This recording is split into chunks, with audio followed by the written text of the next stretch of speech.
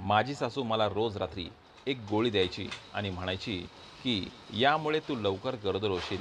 मी मूल होण्याच्या आनंदात गोळी खायची, पण सकाळी उठल्यावर माझं पोट दुखायचे आणि तळहातावर घाण लागलेली असायची. एक दिवस मी गोळी खायला विसरले आणि रात्री 2 वाजता आज माझी तब्येत बिघडली होती.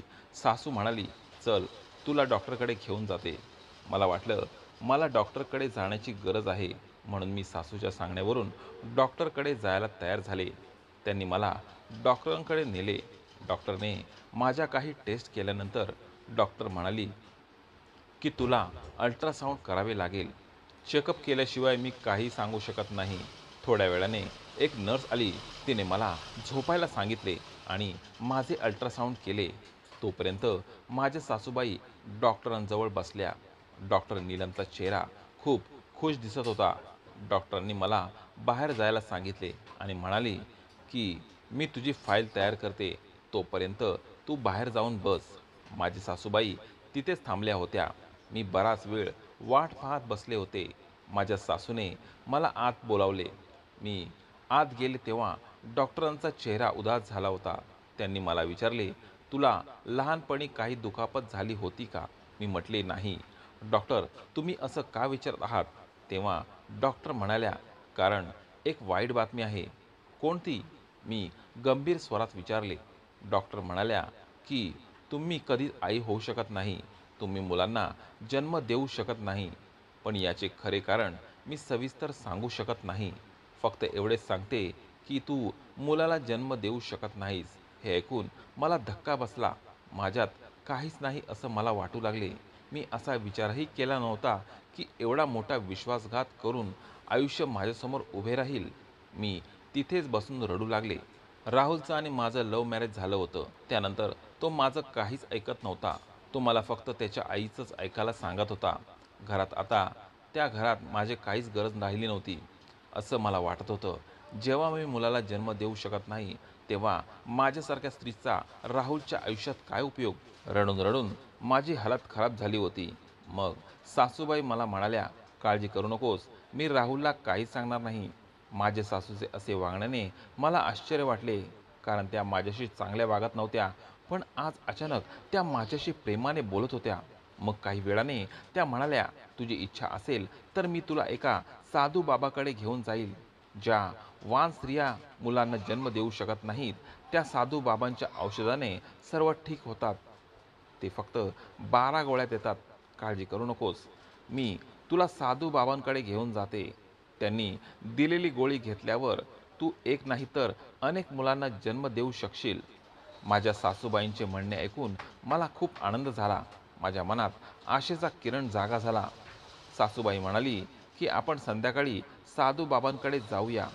आम्ही संध्याकाळी बाबांच्या आश्रमात पोचलो.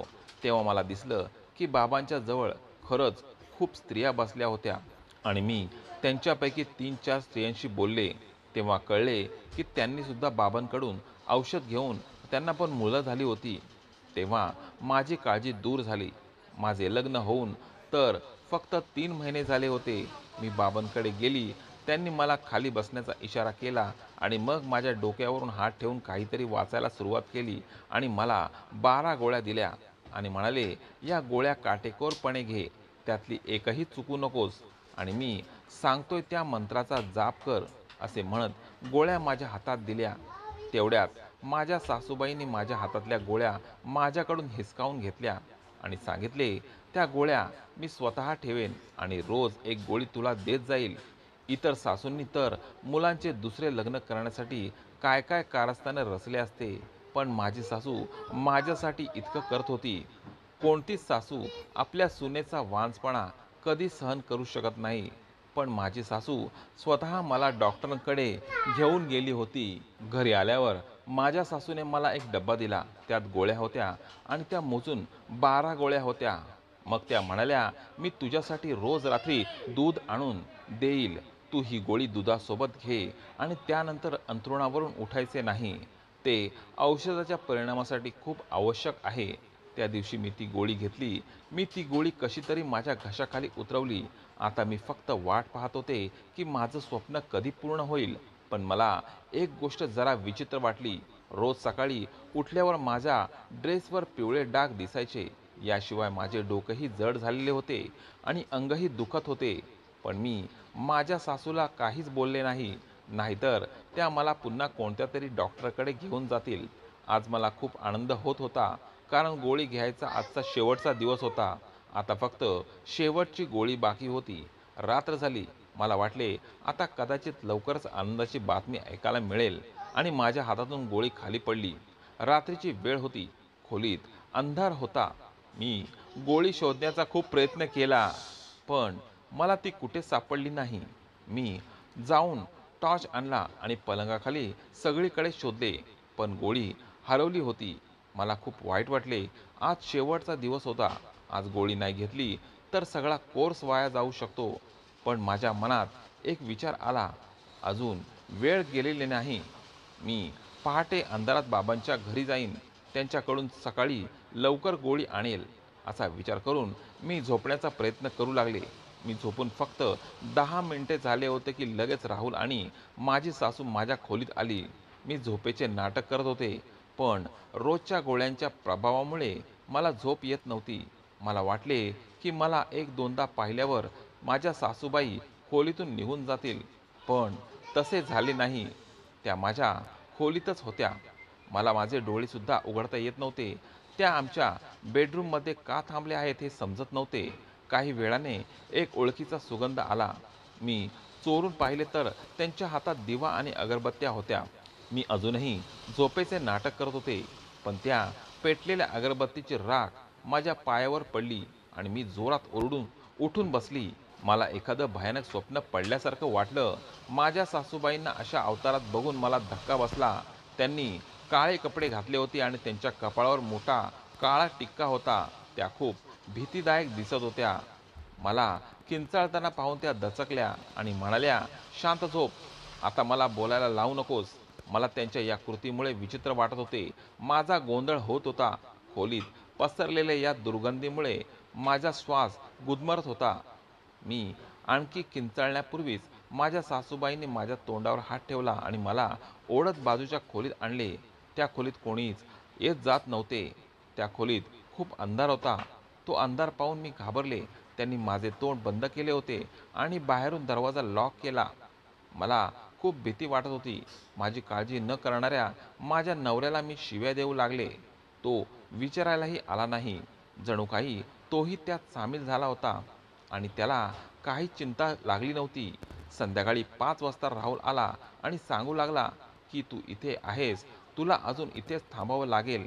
यामागे दडलेले रहस्य तुला समजू शकत नाही. मी त्याला पाहताच त्याच्यावर ओरडू लागले, हे काय रहस्य आहे? तू वेडा तर झाला नाहीस ना? तुझ्या आईने विचित्र गोष्टी करून मला इथे कोंडून ठेवले आहे. तुला तर माहीत होते की मी तुझ्या मुलाची आई होणार आहे. राहुल म्हणाला, मला माहीत आहे, मला कळले आहे, तू आई होणार आहेस. मी राहुलला विचारले की मला व्यंधत्वाच्या गोळ्या का दिल्या ते पहिले सांग. राहुल म्हणाला, सांगतो.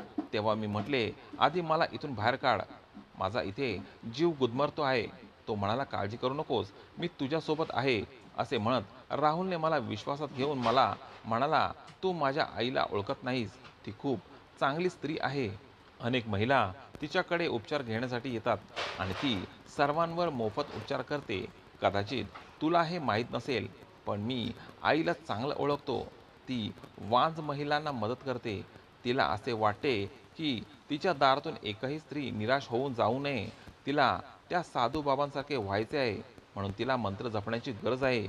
जेव्हा मी तुझ्याशी लग्न केले तेव्हा तिने माझ्याकडून एक वचन घेतले होते की तू तुझ्या इच्छेने लग्न करत आहेस, परंतु लग्नानंतर ती तुझ्यावरती जादूटोणा करेल आणि मी तिला काहीच बोलणार नाही. तेव्हा तिने आपले लग्न लावून दिले. मग आता मला तिच्या शब्दाचा पालन करावे लागेल. जर ती हा मंत्र जपत असेल तर तिला करू दे. यामुळे आपल्या मुलांचे हे नुकसान होऊ शकते, परंतु मला माहीत आहे की माझ्या आईचा हेतू वाईट नाही. राहुलचे बोलणे ऐकून मी त्याच्यावर ओरडले, वेडा झालास का तू? काय झाले तुझ्या बुद्धिमत्तेला? काय गरज आहे या फालतू अंधश्रद्धांची? तुझी आई चुकीचे करत आहे. एका स्त्रीशी खोटं बोलून त्यांनी किती मोठं पाप केलंय ते त्यांना कळत नाही. अरे, ती लोकांना कशी मदत करेल? ती तर आपल्या मुलांचाच वंश संपवायला निघाली आहे. जर मी वांज नव्हती तरी तिने गोळ्या का दिल्या? आणि तू कसला बाप आहेस? तुला तुझ्या मुलांची काळजीही नाही. हे मूल गेल्यावर तुला वाईट वाटणार नाही का? राहुल शांतपणे म्हणाला, ज्या देवाने मला एवढे मुलं दिले, तो अजून मूल देईल. तसंही तुझा तिसराच महिना चालू आहे. तो कुठे या जगात येऊन गेलाय? मी म्हटले, मला काहीच माहिती नाही. जर मूल जगात आले नाही तर याचा अर्थ असा नाही की तू त्याला स्वतःहून मारून टाकशील. तुझी आई चुकीचे करत आहे. मी माझ्या मुलाला हात लावू देणार नाही. तुला पाहिजे ते कर. मी तुझ्या आईच्या हातून बळीचा बकरा बनणार नाही. मी रागाने म्हटले. राहुल मला तिथे सोडून कुलूप लावून निघून गेला. तो परत 3 तासांनी आला आणि सांगू लागला की माझ्या आईला मंत्र करू दे. माझी आई हे सर्व लोकांच्या भल्यासाठी करत आहेत. यानंतर तुला पाहिजे ते कर. मी तुझे सर्व ऐकून घेईल. प्लीज मला आईसमोर मान खाली घालायला लावू नकोस. राहुल माझ्यासमोर हात जोडून उभा होता. मी म्हणाले, राहुल तुला पाहिजे ते कर. मी माझ्या मुलाचा गळा दाबू शकत नाही. तुझ्या आईला सांग की मी जिवंत आहे. तोपर्यंत मी माझ्या मुलाचा गळा दाबू शकत नाही. राहुल स्तब्ध होऊन माझ्याकडे बघत होता. मी माझ्या मुलावर किती प्रेम करते यावर त्याचा विश्वास बसत होता आणि त्याच्या चेहऱ्यावर पश्चातापाचे भाव होते, जे स्पष्टपणे दर्शवत होते की राहुलला पण स्वतःची लाज वाटत होती. पण त्याच्या आईलाही तो नकार देऊ शकत नव्हता. तो ताबडतोब त्या खोलीतून बाहेर गेला. मला सासूची आरोळी ऐकू आली. त्या माझ्या खोलीकडे धावत आल्या आणि म्हणाल्या, या घरातून जमेल तिची दूर जा, नाहीतर मी तुला मारून टाकेल. राहुल म्हणाला, मी तुला माझ्या मित्राच्या घरचा पत्ता देतो आणि काही दिवस तू तिथेच थांब. मी तुला घ्यायला येईन. आईला वेळ लागली आहे. ती आता कोणाचे ऐकणार नाही. राहुलचे म्हणणे मला पटले. मी सकाळी माझे काही सामान घेऊन घरातून निघाले. मी जिथे जात आहे त्या लोकांचा दृष्टिकोन माझ्याबद्दल चांगला असावा अशी मी मनातल्या मनात प्रार्थना करत होते. तिथे पोचले तेव्हा दीपक आणि त्यांच्या पत्नीने माझे स्वागत केले. कदाचित माझ्या पतीने त्यांना आधी सांगितले असेल की मी त्यांच्या घरी येत आहे. मला कोणत्याही प्रकारचा त्रास झाला नाही. तिथे 6 महिने आरामात राहिले. मला असे वाटत होते की राहुल परत माझ्याकडे येणार नाही. पण एके दिवशी दीपकची पत्नी सुनंदाने मला कळवले की माझा नवरा मला घ्यायला येत आहे. मी खूप खुश झाले. तेव्हा माझा 9वा महिना चालू होता. या दिवसांमध्ये बाईला तिच्या नवऱ्याची गरज असते. ती त्याला आपले सर्व सुखदुःख सांगू शकते. राहुल जेव्हा आला तेव्हा त्याच्या चेहऱ्यावर खूप टेन्शन होतं. राहुल हात जोडून मला म्हणू लागला की मला माफ कर आणि माझ्या आईला पण कायमचं माफ कर. राहुल खूप रडायला लागला होता. मी त्याला विचारले, काय झाले? तू का रडतायस? मग राहुल म्हणाला की आईने जे केले त्याची शिक्षा तिला मिळाली. एका अपघातामुळे ती वेडी झाली आहे. आता ती वेड्यासारखी करायला लागली आहे. लोक तिच्यावर हसतात आणि आता ती मृत्यूच्या तोंडात सापडली आहे. ही परिस्थिती पाहून मलाही धडा मिळाला. आयुष्यात कधीच चुकूनही कोणत्याही प्रकारच्या तंत्रविद्या अंधश्रद्धेच्या फंदात पडणार नाही. आयुष्यात निराशेचे ढग आले तरीही मी फक्त देवावरच विश्वास ठेवेल. अशी आशा सोडणार नाही. असा दृढ संकल्प मी मनात पक्का केला. मित्रांनो, स्टोरी कशी वाटली मला कमेंट करून जरूर सांगा. व्हिडिओ आवडल्यास व्हिडिओला लाईक, शेअर आणि चॅनेलला सबस्क्राईब नक्की